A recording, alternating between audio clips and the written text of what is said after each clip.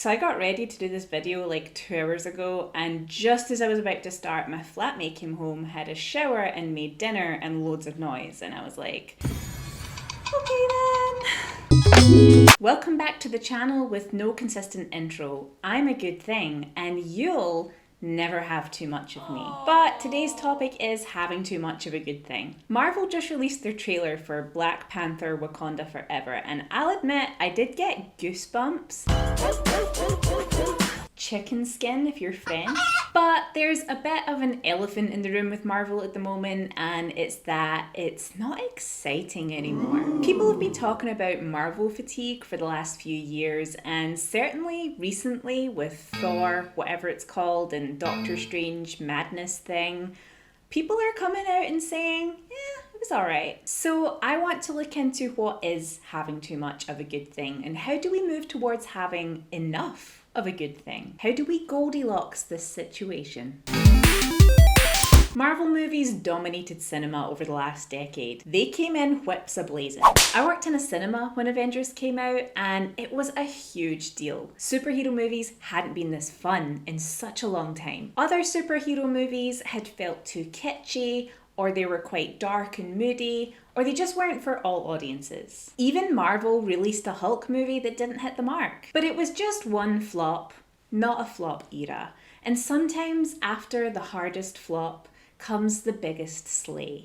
I am actually really impressed I didn't screw that up. Avengers was for everyone, all the demographics. Well, except seniors. I counted about 17 walkouts in a screening of 30 people when we ran it exclusively for their seniors club. They're just not about that sunk cost fallacy. What Marvel did in the 2010s was specialise in event cinema. It wasn't a case of, what's on this weekend? Will we go and see something? It was more, this is something I have waited for 3 years, and it's the main thing I am doing with my life right now. A local newspaper actually interviewed one of the managers at my cinema, and he was like, yeah, it's really exciting having people wait in our foyer for hours, just like the olden days of blockbusters, even though they have a ticket and a time and a seat number that will be there for them 8 hours from now when the movie begins. I really wish I'd saved the article. The sense of anticipation of these movies was down to the freshness of their style, their humour, and their spectacle. But we as humans get used to things. We got used to computers, we got used to exploitation, and we got used to the Marvel formula. We experience a sense of comfort, preference, and even joy when we get what we expect. But of course, the more we do it, the less joy we derive, because it doesn't keep us on our toes. Of course, source of all knowledge, The Simpsons, knew this in 1997. The thing is, there's not really anything wrong with the Itchy and Scratchy show. It's as good as ever. But after so many years, the characters just can't have the same impact they once had. That's it. That's it, little girl. You saved Itchy and Scratchy.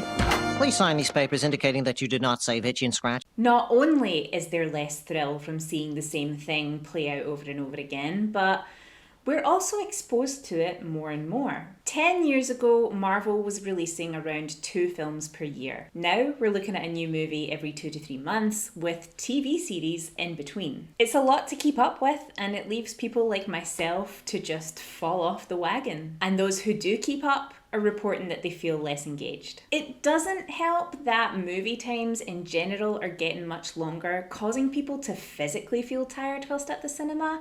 Now, I love an epic, but we used to have intermissions, and I strongly feel that if we're gonna start doing the 3-hour thing on the norm, that we should give people a little break. Also, because of the success of Marvel films, other movies are beginning to look and feel like Marvel films, even if they're not about superheroes. And I think one of the big reasons for me why Marvel just isn't that exciting anymore is because they jumped the shark with Endgame. Endgame was the accumulation of over a decade of setup, every character with their unique set of powers, quirks, and stakes coming together to fight a common evil. Endgame felt like a natural, satisfying end to the story, not the setup for more. Now that we've seen all these characters come together, what could be more interesting than that? We saw them fight alone, we saw them fight against one another, and now we've seen them fight together. What else is there? Unless they body swap. Marvel, if you're listening, please sign these papers indicating that you did not come up with the Marvel body swap idea, also known as the Avengers Dark Mirror Friday. So you may or may not know that in mid-2020, I took a course called The Science of Wellbeing. I talk about it all the time and I cannot recommend it enough, even if you don't think that your well-being is poor. It's truly for everyone. It's the marvel of education. The course displays scientific research that explores human behaviours and finds patterns. And one of those is how we engage with what we like. Much like eating so much ice cream that you get brain freeze, or you feel sick, or you get those little spots on your tongue that are really sore and uncomfortable.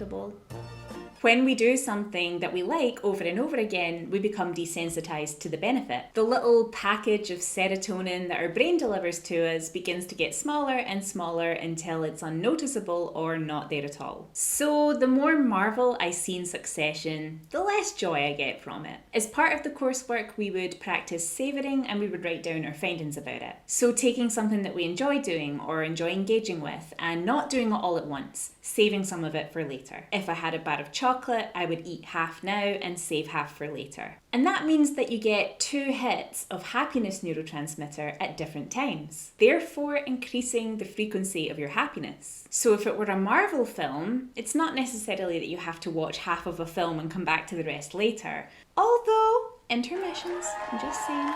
But by spacing them out quite well, it means that you are getting that double hit of happiness, spacing it out and not having it all at once. We need to have a bit of a build up and we need to anticipate something in order to feel the full effects of how happy it makes us. This is why I'm not an advocate of binging TV shows. I can't relate to people who watch a whole series in a day. I'm sorry if that's you. Personally, I find it really difficult to remember what's happened unless I mull it over. I like to lie in bed and think about what I saw, wonder in the shower about what will happen next, and look sadly at my calendar app as I realise that I don't have time to watch another episode today. For me, it creates a sense of engagement beyond watching the show, and I like that. I think it's healthy for your imagination. So anyway, by spreading out your Marvel consumption, you would find Marvel more satisfying.